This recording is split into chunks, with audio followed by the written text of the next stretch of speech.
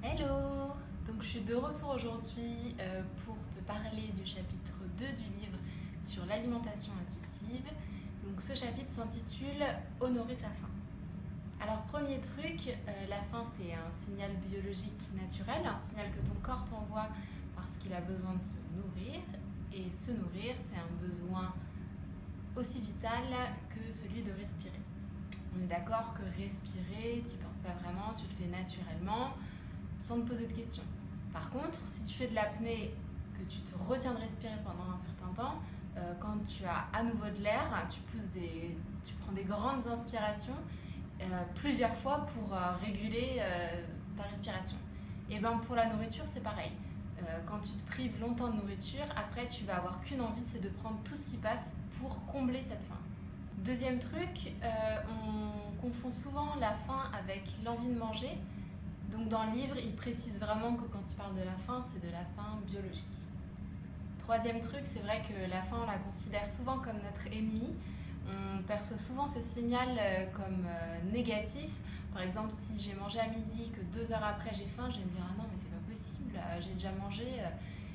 Bon, je vais boire un thé, comme ça me passera l'envie de manger et j'y pense plus. Sauf que en fait, si ton corps l'exprime, c'est qu'il y a un vrai besoin derrière. Et donc vraiment, on se rend compte que c'est pas la faim qui nous guide au quotidien, c'est vraiment ces règles qui te disent bah non, c'est pas normal de manger 2 heures après avoir mangé. Donc ce chapitre est divisé en 4 parties. Donc le premier, c'est prendre conscience des signaux de son corps. Le deuxième, c'est identifier les obstacles à prendre soin de soi. La troisième, c'est reconnaître sa faim biologique. Et la quatrième, c'est se nourrir pour prendre soin de soi. Alors déjà, je ne sais pas si tu étais au courant, mais la capacité de ressentir toutes ces sensations physiques, ça a un nom, ça s'appelle l'interoception. Donc c'est quoi? C'est être capable de ressentir tous les signaux que ton corps envoie, comme la faim par exemple, mais aussi les différents états par lesquels ton corps peut passer. Par exemple, quand ta vessie est pleine, quand ton cœur bat beaucoup plus vite, des choses comme ça. Et toutes les sensations physiques provoquées en général par des émotions comme la peur, la panique. Donc, quand tu as des bouffées de chaleur, quand tu commences à avoir des tremblements, voilà. Et donc, cette capacité, elle est très importante parce que quand on l'a, on arrive beaucoup mieux à définir l'état global de notre corps, que ce soit physiquement ou émotionnellement. Et donc il y a quelques pratiques qui permettent d'améliorer cette capacité ou tout simplement de l'avoir, hein, parce que personnellement, je pense que je pars de là. Parce que oui, je suis capable de déterminer quand j'ai très envie de faire pipi, quand j'ai très mal au crâne. En général, je ressens les choses quand c'est déjà trop tard, quand c'est déjà intense, alors que mon corps me parle tout au long de la journée. C'est juste beaucoup moins intense, donc il faut vraiment se reconcentrer sur son corps. Alors comment on fait pour se reconcentrer? Il y a différentes techniques. Tu peux faire de la méditation, on en parle beaucoup en ce moment et c'est top. Moi personnellement, j'ai du mal à m'y restreindre au quotidien, mais bon, j'essaye un maximum. Mais dans le livre, il conseille par exemple de prendre son pouls. Donc c'est ce qu'on va faire ici. Alors, première étape, il faut que tu trouves où est-ce que tu veux prendre ton pouls. Il faut dans tous les cas se mettre dans un endroit calme, se reconcentrer sur toi et prendre ton pouls. Par exemple ici, tu fermes les yeux. Moi, honnêtement, j'ai essayé 10 minutes, j'ai pas réussi, donc j'ai plutôt fait ici. Donc normalement, tu le sens assez vite. Si tu le sens pas, bouge un peu tes doigts ou appuie un petit peu. Pas trop fort, mais appuie un petit peu et normalement, tu vas vite le ressentir. Tu fermes les yeux et tu t'entraînes à compter pendant 1 minute les battements de ton cœur. Une fois que tu es un peu plus à l'aise avec ça et que toutes les minutes, tu as à peu près le même nombre de battements de ton cœur, on passe à l'étape suivante. Maintenant, on va essayer de ressentir son battement cardiaque sans se toucher. On pose les mains sur ses genoux, sur ses cuisses, on ferme les yeux et on essaye de ressentir son pouls. Donc, c'est pas facile, c'est clair, mais on essaye de le ressentir par exemple là où on l'a senti avec les doigts, parce que c'est tout frais, donc il y a des chances qu'on le sente plus à cet endroit-là. Moi, par exemple, je le sentais plus entre mon cou, mon oreille, ma tête, ma mâchoire, voilà, par ici. Et bon, j'ai clairement des progrès à faire parce que mon rythme était beaucoup trop lent pour que ce soit mon vrai rythme cardiaque. Mais je le ressentais et honnêtement, ça m'a apaisée chose que fait la méditation aussi, mais j'ai eu l'impression de mieux réussir à me concentrer sur mon rythme cardiaque plutôt que sur ma respiration. Donc après, je pense que c'est propre à chacun. Mais voilà, je pense que c'était une bonne technique pour se concentrer en fait sur juste la vie de son corps, se réapproprier le fonctionnement de son corps, parce que je pense qu'on l'oublie vraiment au quotidien, c'est tellement normal pour nous. Et donc je trouve que voilà, si tu peux le faire par exemple 5 minutes par jour, ça aide vraiment à se reconnecter avec son corps. Alors après, le deuxième exercice, c'est apprendre à reconnaître ses sensations physiques. Alors, tu vas prendre un papier, un crayon ou un fichier Excel et dans la première colonne, tu vas écrire tous les signaux que ton corps peut t'envoyer. J'ai envie de faire pipi, j'ai faim, j'ai soif, je suis remplie, voilà, tout ce à quoi tu penses. Et tu vas mettre aussi les différents états dans lesquels ton corps peut être. La fatigue, si tu es bien reposé, si tu es stressé, si tu es angoissé, si tu es agité. Voilà, essaye de lister tout ça. Et après, dans la première ligne, tu vas mettre toutes les parties de ton corps. Tes yeux, tes oreilles, ton cou, ta bouche, voilà, toutes les parties de ton corps. Et à la fin, tu vas laisser 3 petites colonnes pour dire si c'était agréable, pas agréable ou neutre. L'exercice, c'est que pendant plusieurs jours, toute la journée, tu vas essayer de remplir ce tableau à chaque fois que tu as une sensation physique, qu'elle soit agréable ou désagréable. Donc il faut vraiment réussir à se forcer pour toutes les sensations agréables en fait, parce qu'on n'a tellement pas l'habitude de les notifier qu'il faut un peu se forcer. Donc pour chaque sensation physique, tu vas noter où est-ce que tu le ressens et si c'était agréable ou pas. Cet exercice, ça te permet juste de prendre conscience de ces sensations et de se dire ah ouais, en fait mon corps me parle toute la journée et pas seulement quand je suis malade ou que j'ai mal quelque part.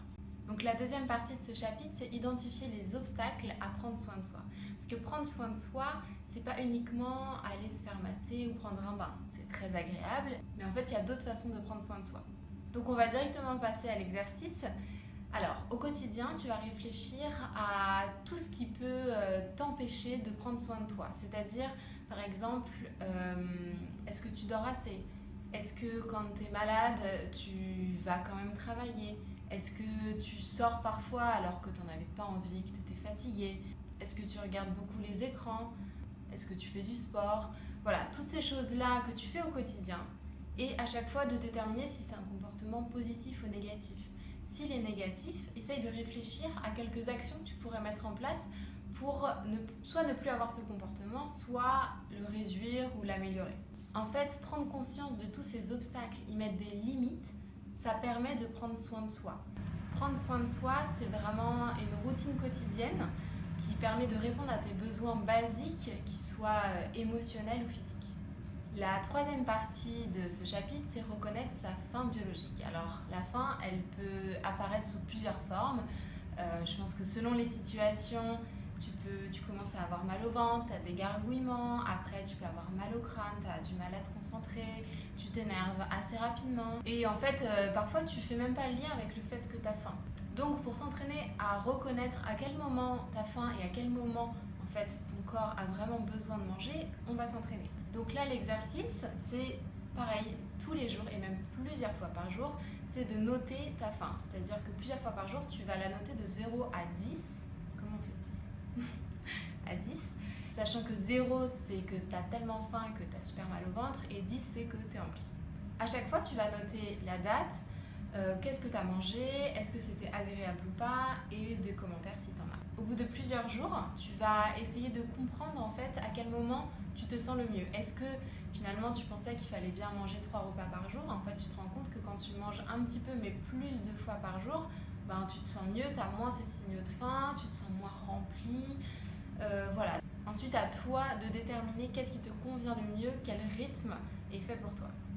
La dernière partie de ce chapitre, c'est se nourrir pour prendre soin de soi. Alors évidemment, l'alimentation intuitive, c'est suivre son instinct, ses émotions, mais aussi ses pensées qui sont parfois rationnelles et parfois irrationnelles. Et c'est pas toujours facile au quotidien. Donc pour aider ces moments où tu n'as pas le temps, où tu sais que tu seras stressé, que tu n'auras pas la tête à ça, le livre conseille de se préparer un plan alimentaire d'urgence. Ça veut dire quoi ? Ça veut dire imaginer des plats qui sont faciles à préparer, que tu aimes bien et qui sont nourrissants. Comme ça, dès que tu n'as pas le temps, tu ne te prends pas la tête, tu te dis bon ça j'aime bien, hop, je me mets en mode robot, mais je fais des plats que j'aime bien. Comme ça te permet de pas trop sortir de tes habitudes alimentaires et finalement de laisser à cette période-là juste le droit d'exister, parce qu'on a le droit parfois de pas être très bien et du coup de pas vouloir se concentrer sur la nourriture, sur notre instinct, sur notre corps. Voilà, donc c'est juste une petite technique pour juste donner une pause à ton esprit et ton corps. Histoire de se débarrasser de cette fameuse pensée que notre faim est notre ennemi, on va faire une petite analogie très classe. Avoir faim, c'est comme avoir envie d'aller aux toilettes. Avoir faim, c'est comme avoir envie d'aller aux toilettes. Non mais en fait c'est vrai, parfois c'est réglé comme une horloge, tu vas aux toilettes tous les jours à la même heure, et parfois pas du tout, tu retournes aux toilettes alors que tu y es allé il y a une heure, mais en fait tu te poses même pas la question, tu y vas. Tu vas pas remettre en question ta vie parce que tu es allé aux toilettes plus de fois que d'habitude. La faim c'est pareil, parfois elle se manifeste de façon anormale, pas comme d'habitude. Et il y a plein de raisons à ça. Par exemple, tu peux très bien ne pas avoir mangé beaucoup la veille, tu peux très bien avoir pas très faim ce midi, donc pas manger beaucoup, et du coup te retrouver à avoir faim 2 heures après.